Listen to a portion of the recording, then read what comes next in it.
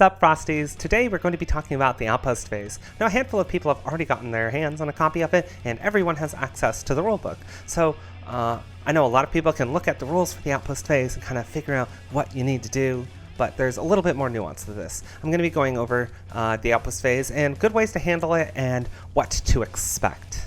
And of course, what you can do to prepare for winter. So let's dig in.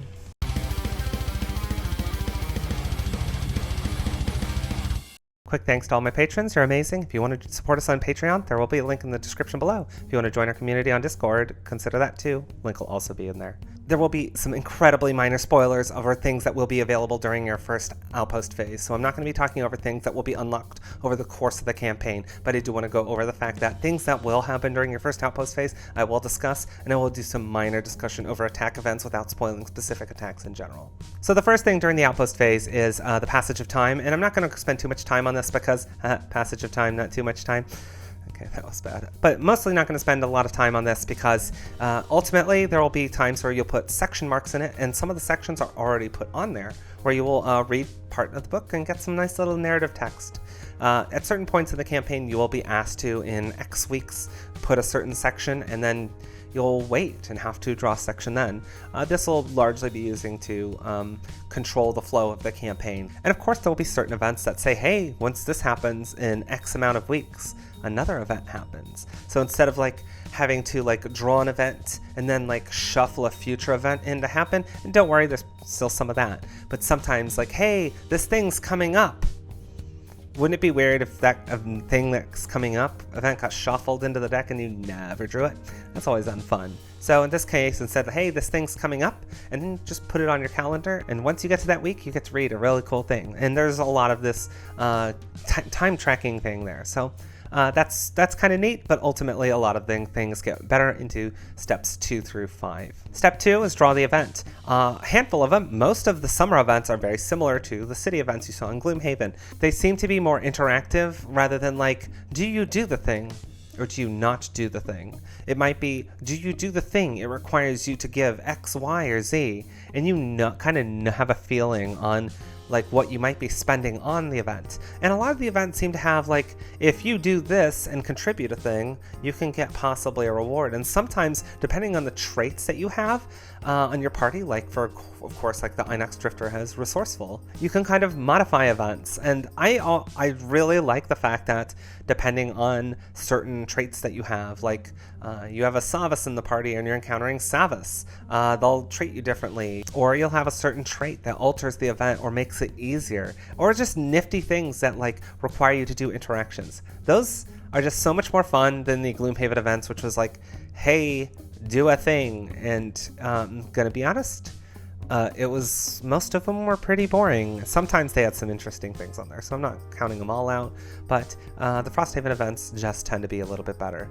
The city events will occasionally have attacks. During your first summer, due to the events that you will have in your deck, the chance of actually getting an attack in your first summer is slim, but possible. It actually happened to us. Yay! But even then, the attack is pretty weak and shouldn't actually wreck any buildings, and most of the buildings aren't actually that big and they're easy to repair. But the really big thing is, this phase becomes far more brutal during winter. So although we have the fun events that can happen during summer, and yay, some people are visiting from out of town, and they're not the in-laws, thankfully. Once you get to winter, the deck gets far more brutal. You'll get experiencing attacks from various things more often, and ultimately it just becomes far more unforgiving. So you really want to be ready for that. And I'm actually going to talk about that a little bit more in the 5th step when we talk about specifically building walls. Something I want to talk about that's not part of the steps, but part of innately into Frosthaven is morale. Your base defense for Frosthaven is 0, sometimes even -5 if you have no walls and low morale. So if your morale is really low, potentially you already have a negative without even flipping the Town Guard deck, which is big because typically you can at least draw like a +10 for some of the weakest attacks and get through it. But now you need to get a +20 or a success. So if you have very low morale and encounter an attack early, chances are you're not going to be able to fend it off pretty reliably, at least not without soldiers and not without walls. From a rules perspective, without spoiling specific attacks in general, The event card will tell you which buildings to target, so it might say like odd numbered buildings in descending order or something like that. So you'll just pick the number of buildings to target and then you can start drawing cards. Of course, if you do have soldiers, soldiers will reduce the power of the attack by 5 and give you advantage, so you can at least draw 2 cards. This does prevent wrecks, because the problem is you do have a wreck card, and so if you draw, it doesn't matter how good your defenses are, it just means that ultimately that building just got destroyed, and not only damaged, wrecked. So now you have to rebuild it from a like entirely, because there's damaged buildings where you can just repay their damage costs, which is what we usually ended up doing during the first attack, or else you reduce your morale by 1 for every building you don't repair over the course of an attack. That is, unless the attack specifically states that it wrecks buildings instead of damaged buildings, so be wary of those events. But ultimately, it's pretty basic. Like, it'll say, hey, I'm going to do an attack 10 or an attack 20, and you take your base defense from your gloomhaven, which is affected by your morale and the amount of walls you've built. The walls will say how much defense they add. So you flip it, and then see, did you meet the attack level? If you did, you defended it. Also, there's a success card in the deck that says, I don't care how powerful the attack was or how weak morale is, a success means you automatically defend that building no matter what, which is nice. But ultimately, it plays very similar to Gloomhaven, and the deck's very similar with +10s, +20s, and very similar to the deck, the 20 card deck that you use for attack modifiers in combat. Over time, you will modify this deck, but I won't go into that because that does involve spoiler content. On the chance that the number drawn does not meet the requirement, for example, if it's an attack 10 and you drew a -10, and let's say you're at the beginning and your morale's +0 and that your walls are +0 because you haven't built anything yet. Obviously, you're 20 below the number, that's failed. So the building gets damaged. You can now pay immediately, right now, before continuing on to the next thing. Pay its damaged cost, and it'll show it here on the card, for example. And if you do, you are able to repair the building. Of course, your mercenaries have to pay this cost, and this is costs that you can't spend on upgrading, buying things, so on and so forth. So it's certainly a penalty, but immediately says, hey, the building got damaged, you repaired it, you're good. If the wreck card is drawn and resolved, or the attack says that damaged buildings cause wrecks and you do not repair it, then you flip those buildings over and use the wrecked side until you can repair them. This usually will just result in, for example, like the alchemy says, hey, players can brew potions, but on the other side it just says that you can't brew potions. So until you rebuild it, you cannot make potions. But some of them actually actively bring penalties during phase 3 if you haven't built them yet, like the workshop. Yikes. So you do this for every number of targets, and then the attack is resolved. It's pretty basic. Step 3 is building operations. Building operations is incredibly basic at the start. For example, the barracks allows you to train soldiers during this phase. You can collectively do this once per phase. As you start to add more buildings will allow you to have interactions during this phase. I won't go into those contents because those are, again, spoiler. However, there's a lot of things where you can trade in gold to get resources, or things that will trigger, that give you cool benefits and things to do during the building operations step. So the more you retire people, and as they retire, they start to offer cool buildings as they settle down into Frosthaven, and just as you build it up and get prosperity and unlock new and more fun buildings, you'll start to see Frosthaven just be able to. The phase 3, very boring at first, becomes much more involved the more in the campaign you get along. But yeah, building operations allows you to trigger any abilities that are like here, because there's a lot of them that are just once during the building operations phase, you may collectively do one thing, when sometimes it might say you can do a thing up to X times instead. So just keep in mind if it says how often you can do it, because a lot of the buildings at the start will only allow you to collectively do a thing once, and as you upgrade it, maybe allow you to do it multiple times. And the 4th is downtime. This is not necessarily, it's a lot of time because you do a lot of things during this step, but ultimately it's not that involved compared to, well, you've already played in Gloomhaven, but you can, however, start crafting potions here. At that point, you can use the chart here, for example, to start punching out whatever herbs you've discovered. You spend them, and you can potentially get cool new potions. You start crafting items, and you start with a small amount of items you can craft, but as you expand the craftsman, you will be able to unlock more items. And although you can't purchase it at first, you'll be eventually able to purchase items here and potentially enhance your character's cards. And you can't purchase items until a certain building has been built. But you don't actually know what building it is at the start, nor do you know how to get it. So good luck, and I hope you manage to get that, because some of the purchased items are still pretty strong. But don't get me wrong, the crafted items are still very good. But this is like the meat of what you'll be doing. What's really interesting is downtime actually doesn't necessarily become more expansive as the campaign gets along, whereas like the events and building operations become a little bit more involved as you get throughout the campaign, and the passage of time is kind of boring at first, but as you start to add more calendar events, it becomes more of a bit of a phase, as it were, and downtime just kind of always becomes the same thing. Don't get me wrong, there will still be more things that you can unlock during downtime over the course of the campaign, but ultimately it kind of stays between you trade things and get things, and just do all that here to modify your character, and that's basically it. During the fifth and final stage, we have the construction step. Construction, you can only do 3 actions, and the first 2 are limited. You can only build or upgrade a building once per phase. If you spend 2 morale, you can do 2 builds, 2 upgrades, or 1 of each. Also, I want to point out that the abilities in the workshop, the ability to purchase these items, like the climbing gear, for example, is actually a building upgrade and not a building operation.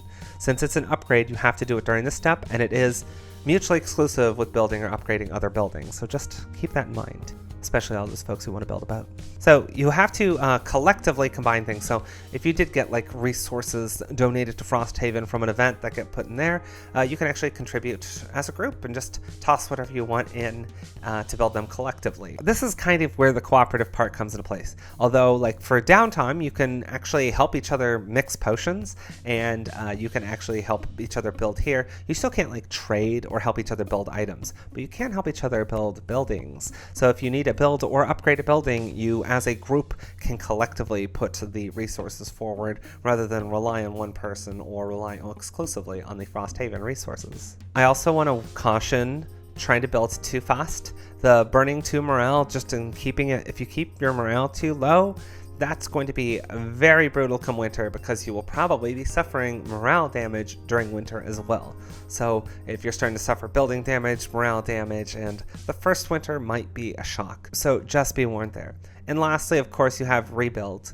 Luckily, rebuild doesn't interfere with the other 2 functions. So you could still like upgrade a thing or build a thing, and then you can rebuild as many damaged buildings as you can afford without it interacting the rest of it. Of course, if you don't rebuild a wrecked building during this phase, that does mean the entire next outpost phase, it will remain wrecked until the next construction phase. So keep that in mind. I do want to talk about, in general, some of the starting buildings that are on the board. I'm going to try to do so in a more vague fashion and not specifically call them out in exactly what they do. However, if you don't want those tiny spoilers, thank you for watching thus far, and I'm going to jump in. Some of the resource-producing buildings and or craftsman buildings unlock some of the early items that are better than normal, and of course allow you to convert gold into certain resources. I know for some people thought that this was considered weak, but especially early campaign, gold is just not as valuable, and resources are. Although you may get the urge to want to spend some of your inspiration to get more resources, especially early on, it's not a good idea unless you're playing 4-player, in which case it's very rare you'll get 15 inspiration for anything. But if you are playing in 3 or 2-player, save up that inspiration for retirement. Don't spend it on resources. These are very valuable buildings, and not only that, but every time you upgrade, you do get increased prosperity. So the goal is, if possible, upgrade something or build something. You want to have more options. Unlike Gloomhaven, where a lot of times you could just like hold off if you wanted to wait and see something, so on and so forth, Frosthaven has the limited passage of time thing. And sometimes even taking advantage of linked scenarios to do 2 before returning back to an outpost phase. So all you can do to prolong winter is huge. And not only that, but having a limited number of builds between cycles really hurts you. So if you're like, no, I don't know which one we want, let's not build any, I strongly recommend at least building something.